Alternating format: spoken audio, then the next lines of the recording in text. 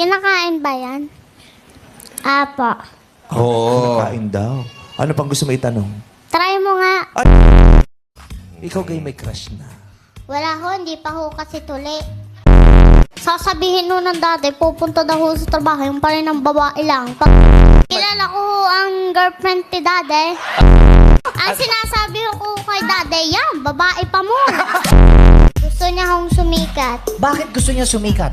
Kasi ho, yung iba, nagpapakahirap po sila mag-twerk para lang ho, masumikat. Tingnan mo ko. Hindi mo ba nakikita ang pagkakapareho ng ating ganda? Ay, hindi ho.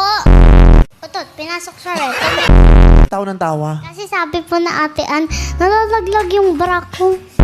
Wala pa po, di ba sabi niyo po Wala pa magbigay naman ako yun. ng halimbawa.